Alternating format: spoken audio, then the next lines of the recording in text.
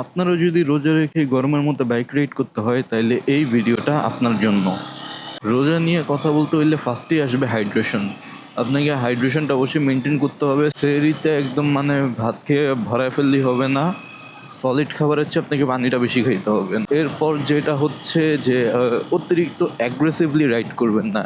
যেহেতু রোজার সময় সারাদিন না খাওয়া থাকে, বাইরে এখন প্রচণ্ড গরম, সো শরীর একটু উইক হয়ে যাওয়া এটাই স্বাভাবিক। সেক্ষেত্রে অতিরিক্ত অ্যাগ্রেসিভলি রাইড করার কোনো প্রয়োজন নাই। আর ভাই, গ্যাঞ্জাম থেকে দূরে থাকবেন।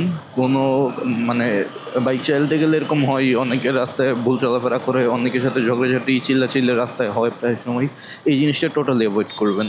যদি কেউ কোনো ভুল করে থাকে, ভুল যদি অন্য কারো থাকে, সুন্দর করে তাকে বোঝানোর চেষ্টা করবেন। ভুল যদি আপনার হয়ে থাকে তাহলে সুন্দর করে সে জায়গায় সরি বলে জিনিসটা মীমাংসা করার চেষ্টা করবেন। মোস্ট ইম্পর্টেন্টলি, যদি এমন লাগে যে শরীর খারাপ লাগতেছে, উইক লাগতেছে বা মাথা ঘুরাচ্ছে, প্লিজ সাইডে দাঁড়ান, এক জায়গায় দাঁড়ায় একটু রেস্ট নেন, জাস্ট গ্যাদার ইউরসেলফ, দেন গো অ্যাগেইন। আপনার ইগোর থেকে আপনার লাইফ অনেক বেশি ইম্পর্ট্যান্ট ভাই।